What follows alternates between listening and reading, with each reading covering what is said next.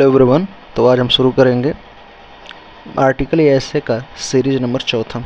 आज हम लोग देखेंगे एक नए टॉपिक पर एसे आर्टिकल जो होगा। वो टॉपिक कौन सी होगी? तो वो होगा is science is a blessing or curse. या दूसरा, ये इसी बात को हम दूसरे तरीके से भी कह सकते हैं कि science is a good servant but a bad master.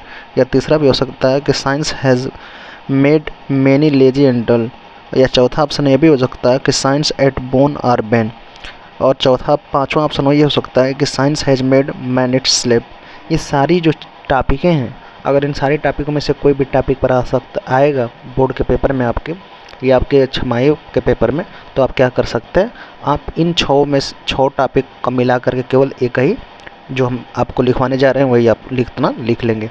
तो ये आपका ऐसे और आर्टिकल में वहाँ से कंप्लीट हो जाएगा। ठीक है, चूँकि हम हर वीडियो में आपको बताते हैं कि ऐसे और आर्टिकल में बस यही करना है आपको कि ऐसे रहेगा तो आप हेडिंग डालते हुए लिख देंगे, और आर्टिकल जब लिखना रहेगा तो विदाउट हेडिंग सारी चीज़ों को आप लिख देंगे। ठीक है, तो आइए बढ़ते हैं नेक्स्ट और शुरू करते हैं आज का पहला ये जो टॉपिक है उसको हल शुरू करते हैं। देखिए, इंट्रोडक्शन शुरू करते हैं। इंट्रोडक्शन में क्या है? कहता है कि it is difficult to blame science for all the ills of the world. कह रहे यह कठिन है कि हर बुरे कामों के लिए, संसार में जो भी बुरे काम हो रहे हैं उन सारे बुरे कामों के लिए साइंस को ही गलत ठहराना ये सही नहीं है या बहुत ज़्यादा मतलब कठिन है। सिमिलरली इसी तरह से it is a childish to lavish praise on science like a slave of all the blessing it has given अस।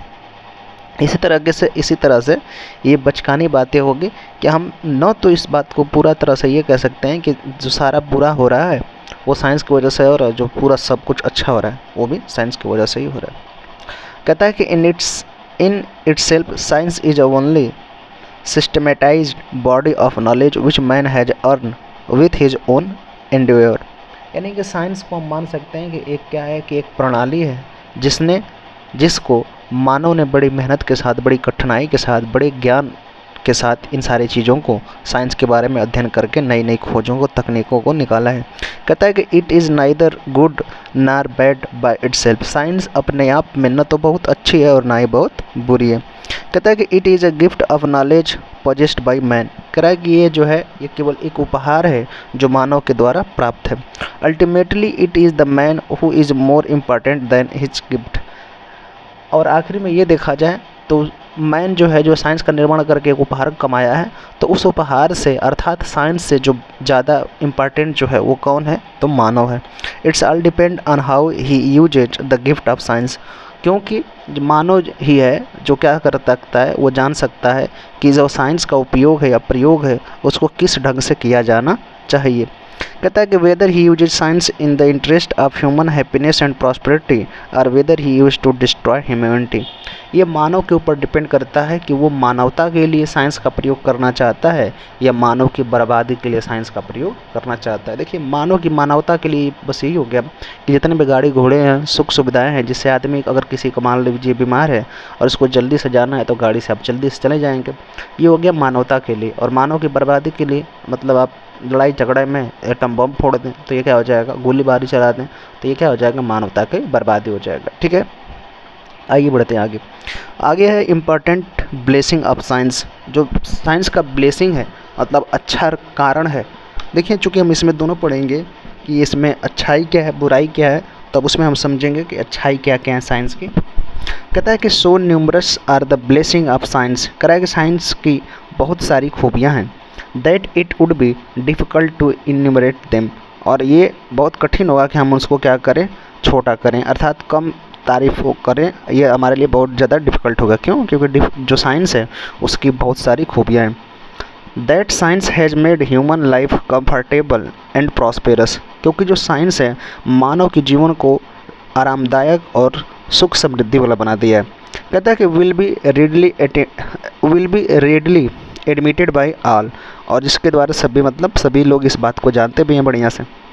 कहता है कि time and space have been conquered. Time और स्पेस एक दूसरे से कॉन्कर्ड करते हैं। And nature has been completely subjugated. और जो है ये सारे दोनों एक दूसरे से सबजुएटेड है। कहता है कि disease have been control and in economic standard of man has been vastly increase. कह रहा है कि जब से साइंस आया है तब से क्या हो गया कि इकोनॉमिक जो है वो कंट्रोल हो चुका है और जो स्टैंडर्ड है वो इकोनॉमिक का वो बहुत ही ज़्यादा बढ़ चुका है। कहता है कि he has the first means to recreation at home while books magazines periodical provide with ample food for thought. कह रहा है कि साइंस के आने से इन सारी जो चीज़ों का प्रयोग किया गया है, जैसे home while books magazines periodical, ये सारी चीज़ों में अच्छे से हम क्या कर सके हैं, प्रोवाइड कर चुके हैं सभी चीज़ों का। आगे कह रहा है कर्स ऑफ साइंस, साइंस की क्या क्या मतलब खराबियां हैं या बुराइयां क्या क्या हैं उनको हम देखेंगे अब। तो आइए देखते हैं। कहता है कि while this is the gay side of life, ये क्या है कि साइड जो है एक तरह से तो अच्छा ही है, लेकिन वही क्या है कि दूसरे छोर से हम देखें तो ये लाइफ का बुरा हिस्सा भी है। कैसे? कहता है कि इट इज़ अगली side can not be lost site of, science has made up grossly materialistic in our outlook. We have become selfish and greedy and thinking in terms of our own advancement at the cost of others. कह रहा है क्यों ये सारी चीज़ें बुरी बन गई हैं, साइंस बुरी कैसे बन गया? क्योंकि हमने सेल्फिश होकर के, लालची होकर के इन सारी चीज़ों का यूज इस्तेमाल करना शुरू कर दिया है। दूसरे के बारे में बिना सोचे हुए हम खुद के बारे में सोचते हैं, खुद की लालच को बढ़ाते हैं स्वार्थी होकर के। इसलिए जो है साइंस आज के दौर में बुरा बन गया। Society has been divided between the haves and have nots and a grim class conflict staring us in the face, क्योंकि जो समाज है वो छोटे बड़े लोगों में बढ़ चुका है। कहता है कि science has replaced terrible weapons of mass destruction in the hands of man so that he can destroy the whole world within minute। कह रहा है कि जो साइंस है वो क्या कर चुका है कि साइंस जो है धीरे धीरे हथियार, बहुत बड़े बड़े हथियार बना दिए हैं, जिसकी वजह से क्या है कि बहुत बड़ी बड़ी मानव की आबादियाँ जो हैं पल भर में क्या हो सकती हैं, समाप्त हो सकती हैं। The world is divided into powerfully military blocks intent on large mass massacres of the humanity and complex extension of human civilisation. कह रहा है कि वर्तमान समय में मिलिट्री के पास जो है बहुत भारी से भारी जो हैं वो साइंस से बंधे हुए हथियार हैं, जो कि एक बार में ही बहुत सारे मानव का क्या हो सकता है, कत्ल हो सकता है एक बार में। आइए बढ़ते हैं, देखते हैं मिसयूज ऑफ साइंस, साइंस का मिसयूज कैसे हो रहा है इन दिनों।